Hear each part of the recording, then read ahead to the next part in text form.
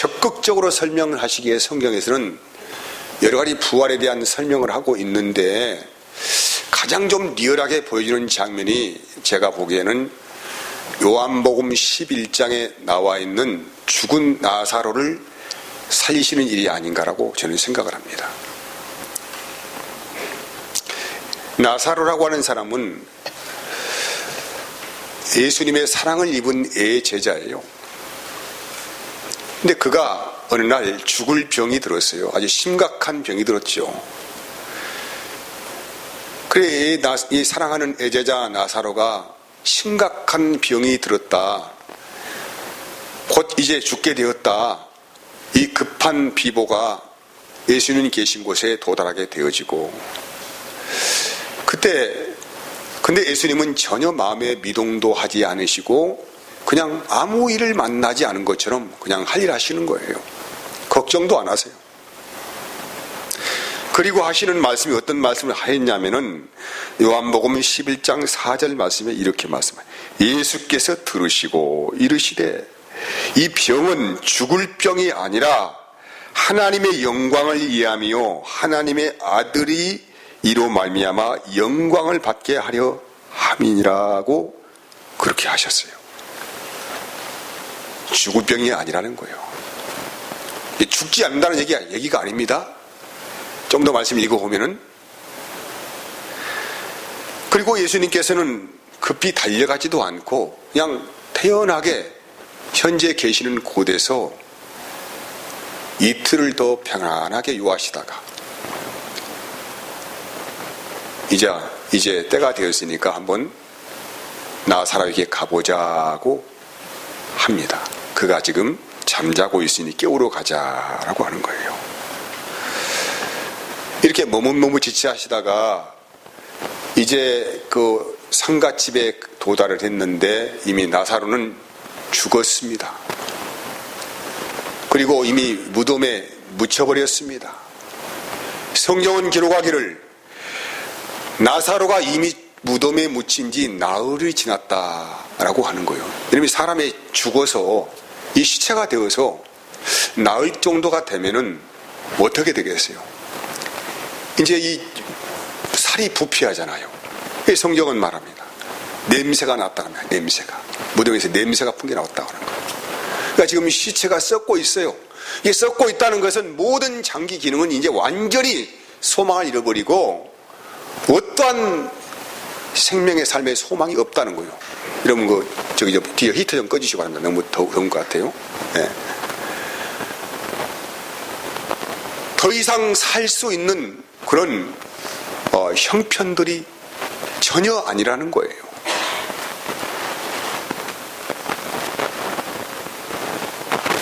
근데 예수님께서 무덤으로 한 발자국 두 발자국 걸어가시더니 무덤을 막고 있는 돌을 옮겨 놓아라고 하시면서 하시는 말씀이 아버지께서 나를 보내신 것을 일로 믿게 하려 함이다라고 하시는 거예요.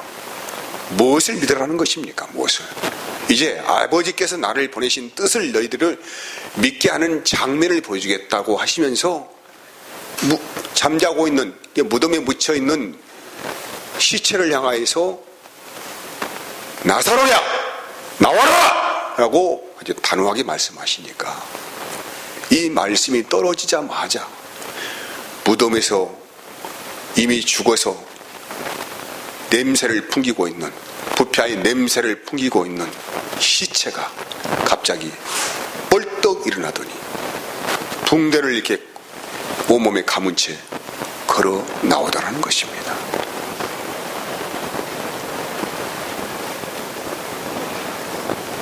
싸늘하게 죽어 굳어지고 썩어지고 냄새나는 나사로가 예수님의 말씀 한마디에 걸어 나오게 되었습니다. 기적 아닙니까? 정말 놀라운 일이다 이 말이죠. 야, 예수님께서 죽은 사람도 살아나게 하시는구나. 이 말씀을 오해를 하신 분들은 자기 남편이나 아내가 죽었는데 자기가 기도로 살려보겠다고 시체를 매장하지 않고 그렇게 기도하면서 뭐 이렇게 하시는 분도 계신다고 하더라고요. 다시 살려보겠다고. 근데 그런 말이 아니에요. 그런 말이 아니라고요. 죽은 사람이 어떻게 다시 살아나는 생명을 얻게 되는가에 대한 그 증거들을 우리에게 똑똑하게 보여주기 위해서 우리 주께서 말씀 한마디로 나사로를 살리시는 역사를 아주 리얼하게 그 죽음의 현장에서 모든 사람들이 보는 앞에서 아주 리얼하게 보여주셨다는 거예요. 뭐 하려고? 믿게 하시려고. 그리고 이제 성경은 더 확실하게 정말로 부활이 무엇인가에 대해서 확실하게 더 보이는 장면이 있는데, 예수님께서 붙잡히셔가지고 아주 엄청난 매를 맞잖아요. 온몸에 피를 철철 흘리시면서 그 몸으로 십자가 교수형을 당하십니다.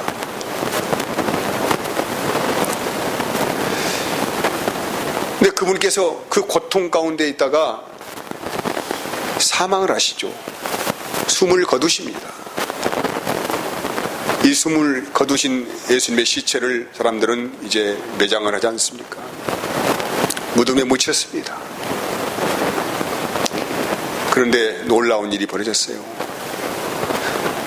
죽은 지 사흘 만에 예수님께서 다시 스스로가, 아무도 어떤 상황을 누가 연출하지 않았습니다. 예수님 자신이 스스로가 생명을 얻어가지고 무덤에서 다시 살아나셨다. 부활을 하셨다는 거예요.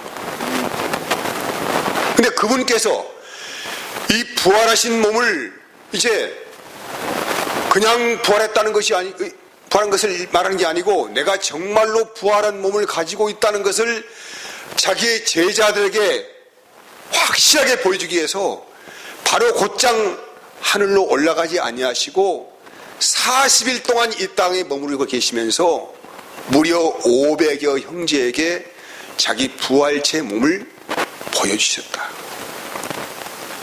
보여주신 것뿐만 아니고 그들과 함께 교제도 하시고 40일 동안 제자들을 만나러 다니시면서 하나님 나라의 일을 부탁도 하시고 말씀을 가르쳐 주셨다라고 성경이 그렇게 기록을 합니다.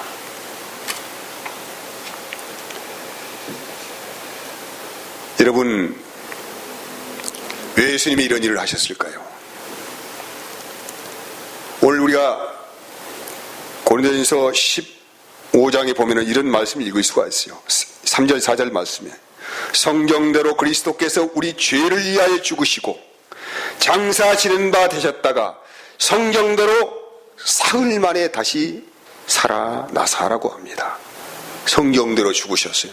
예수의 죽으심은 그냥 우연한 죽음이 아니라는 것이죠. 그분은 모든 각본을 짜놓으셔. 각본. 우리 같은 연극을 하면은 각본대로 대사대로 하잖아요. 그러니까 예수님이 죽으신 것은 그냥 우연하게 그냥 붙잡혀가지고 고문당하고 죽으신 것이 아니고 이미 성경에 예언하신 대로 그분은 붙잡히시고 죽으셨다. 여기에 끝나는 것도 아니고 또 이제 어떻게 하셨어요? 그분은 성경대로 다시 살아나셨다. 다시 말한다면 성경에 예언된 말씀대로 다시 사흘 만에 살아나셨다.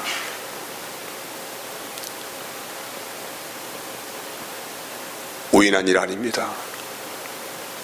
모든 일은 하나님이 이미 계획하시고 작정하신 대로, 죽음도 다시 살아나는 생명도 우연하게 죽고 우연하게 살아나는 것이 아니고 그분이 이미 성경에 다 이렇게 내가 죽겠다 다시 살아나겠다라고 이미 예언을 하셨고 그 예언대로 그분께서 모든 일을 이루셔가는 것을 부활이라고 합니다. 부활. 기가 막힌 참 말씀이죠.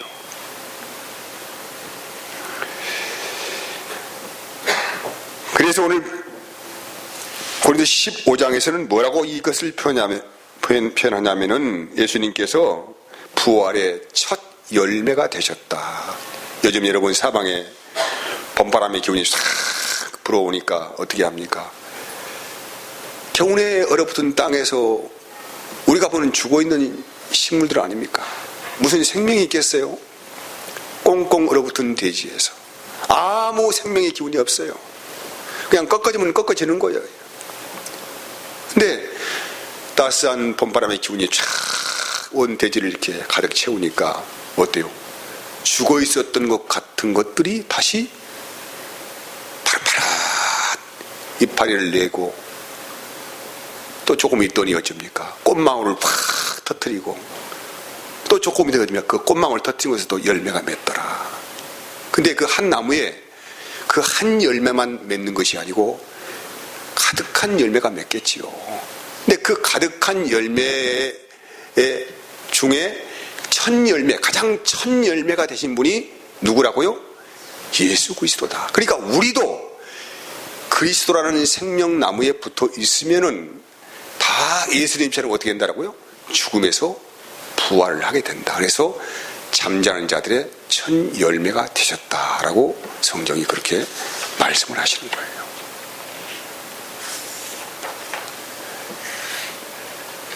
그래서 여러분, 예수님의 죽으심과 부활은 특별한 의미를 가지고 있습니다. 어떤 한 사람이 죽었네? 다시 살아났네? 이런 의미가 아니에요. 그 예수 그리스도는 우리 인생들을 창조하신 하나님이십니다. 우리의 몸만 지었을 뿐 아니고 우리의 영혼의 실체를 지으신 분이 누구이십니까? 예수 그리스도이셔요. 그래서 그분을 말씀하기를, 그분을 영광의 하나님의 본체이시고 광채이시라고 말씀하시는 거예요.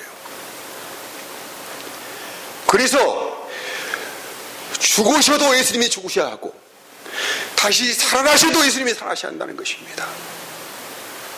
그래서 그분을 믿는 자들에게는 그렇게 예수님처럼 다시 부활의 열매가 맺힐 것이다 라고 하는 거예요.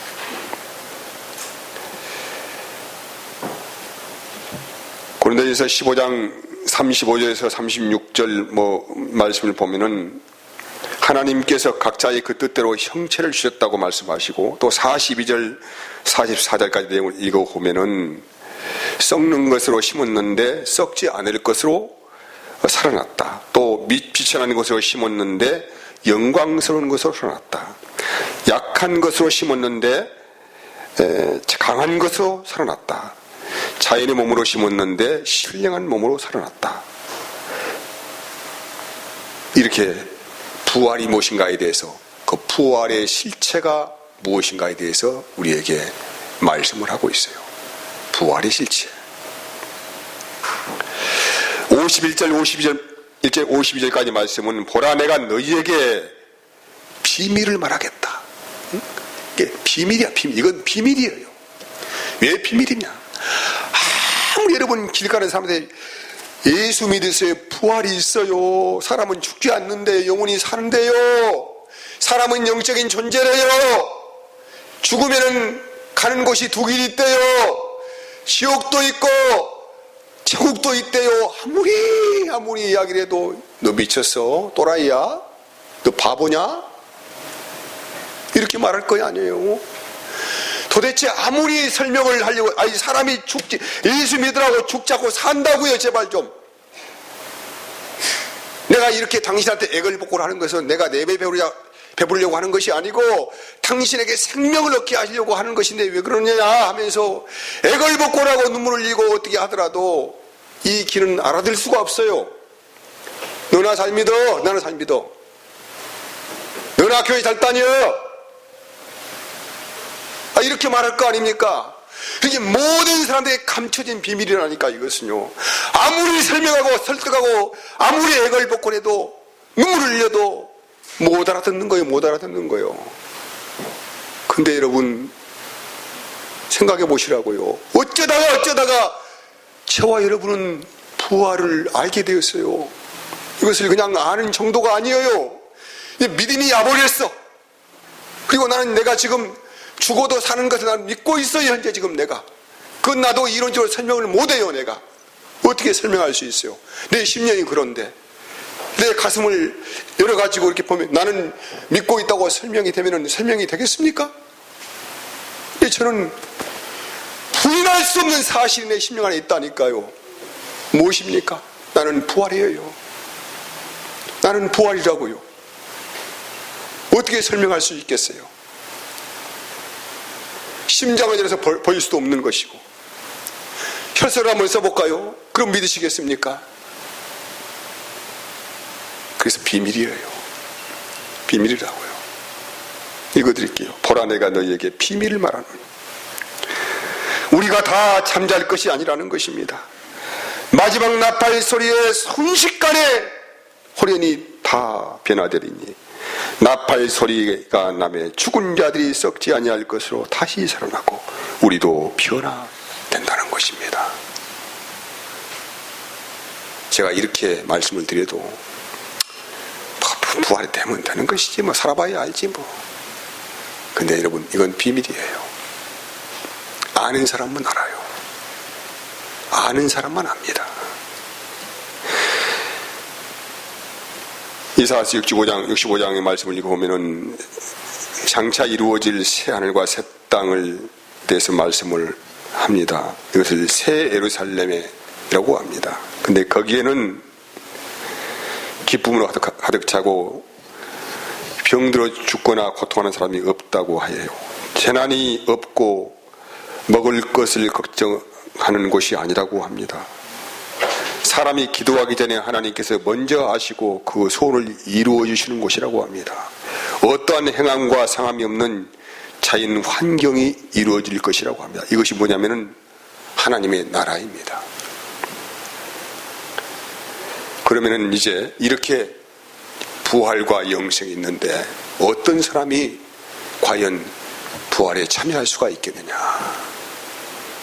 요한복음 8장 11절은 이렇게 증언합니다.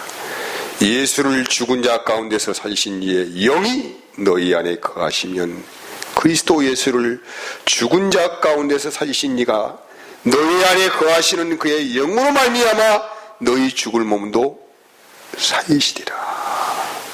이것은 성령을 받은 사람만 생명의 부활로 살아난다는 복음의 말씀이에요. 성령을 받은 사람만, 하나님의 영을 받은 사람만 생명의 부활로 살아난다는 거예요. 그래서 고린도에서 15장에서는 부활이 없다고 한다면은 너희가 이 세상에서 가장 불쌍한 사람들이다. 망하는 자들이다. 왜 뭐라고 이 좋은 날 여기서 앉아 있어.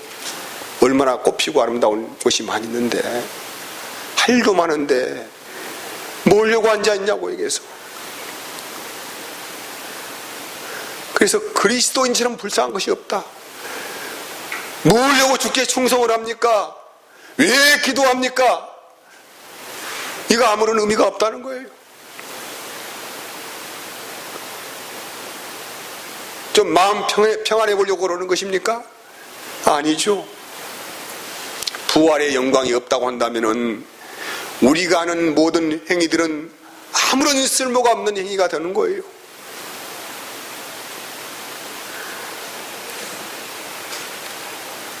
그래서 우리 성령께서는 우리들 안에서 우리들의 믿음이 실족당하지 아니하도록 그분은 염려하시고 탄식하시면서 기도하시고 늘 말씀을 가르쳐 주시고 생각나게 하시는 일 사역들을 하십니다.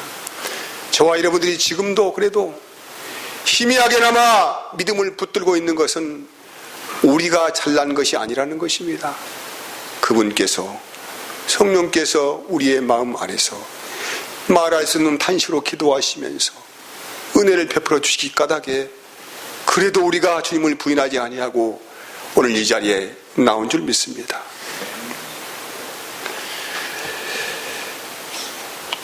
지난주 우리 목요일날 왜 저희 어머니 권사님께서 소천을 하셨습니다.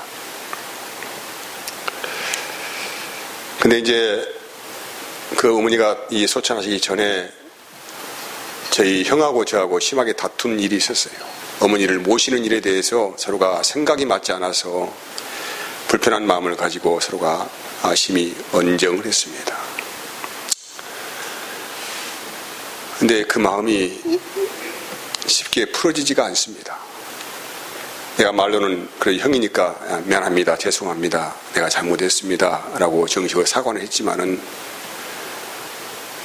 어머니를 화장하고 돌아서는 시간도 역시 마음에는 나도 모르는 어떤 그런 벽이 있었고, 오늘 아침까지도 그런 마음에 어떤 응어리가 있었어요. 아침에 내려와서 기도하고 올라가서 집안 청소를 했습니다. 그리고 이제 나서 몸을 씻으려고 이렇게 샤워장에 들어가서 몸을 씻고 있는데 내 심령 안에 깊은 곳에서 주님이 말씀하시는 거예요.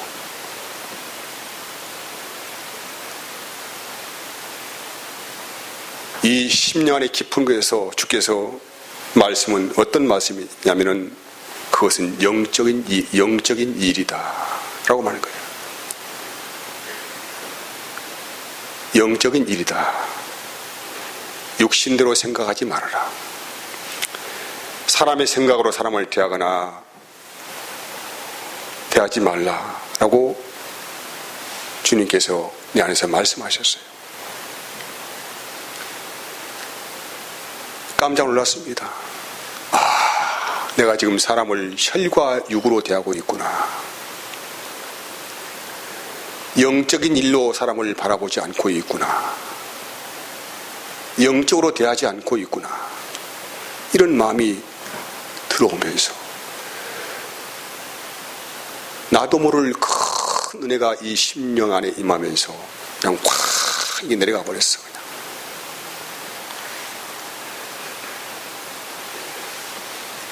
여러분, 영적인 일은 영적인 일로 분별을 하는 것입니다.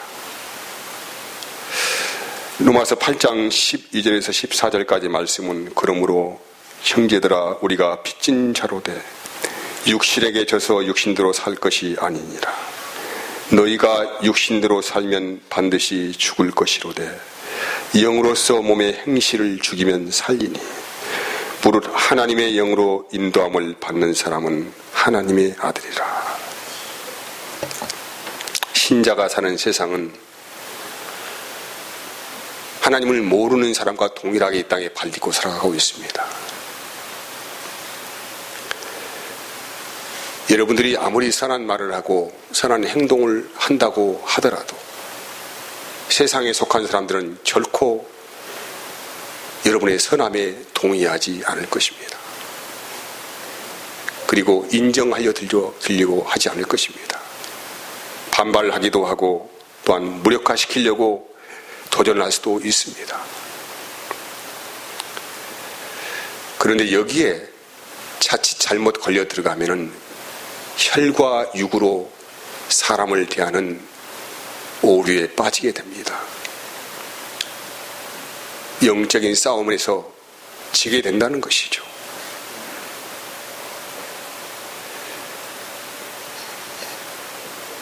그래서 여러분, 영적인 사람이 되어야 한다는 것입니다. 귀신의 일들을 잘 분별해내야 된다는 것이죠. 여기에서 잘 분별하지 못하면 우리의 혈과 육으로 사람을 대하여서 섭섭하기도 하고 마음 상하기도 하고 마음에 응어리가 지기도 하고 이렇게 되어서 내 영혼이 피폐해지게 됩니다. 그래서 영적인 사람이 되어서 영적인 일을 잘 분별해내면은 성령의 일이 무엇이고 귀신의 일이 무엇인가를 잘 알 수가 있다는 거예요.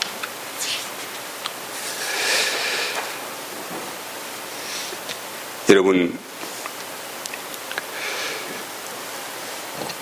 우리가 이제 오늘 부활절을 보내면서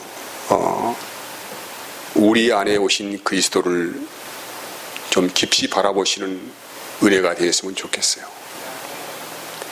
그분께서 늘 우리를 성령으로 인도를 하십니다. 그리고 그분을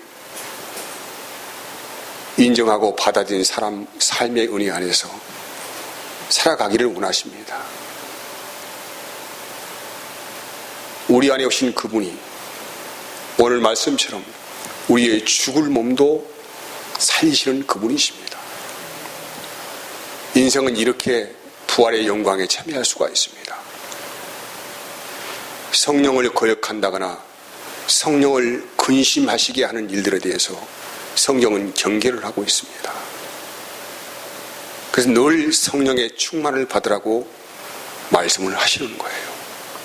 성령 충만 받지 못하면 곧 육신의 생각이 우리를 지배하여서 육신의 일을 하게 되어지고 나의 선함을 나타내서 상대를 혈과 육으로 대하는 그런 침민에 빠질 수가 있으니까 영적인 일은 영적으로 분별을 하라는 것입니다. 이제 차가운 겨울이 다 지나가고 온 대지가 따스한 봄기운으로 가득합니다. 사방에 꽃망울이 터지고 열매들이 맺어가고 있습니다. 이런 것처럼 여기 있는 모든 분들의 심령 안에도 부활의 기운이 가득하여져서 생명의 능력으로 세상을 능히 이길 수 있는 은혜가 되기를 원합니다. 그리고 이제 두터운 겨울옷을 벗어버리고 새 옷으로 갈아입는 그런 은혜로 가득하기를 진심으로 축복을 하겠습니다. 제가 기도하겠습니다. 하나님 감사합니다. 우리를 온전하게 하시는 그리스도 안에서 오늘 우리가 부활절을 지내면서 부활의 주님을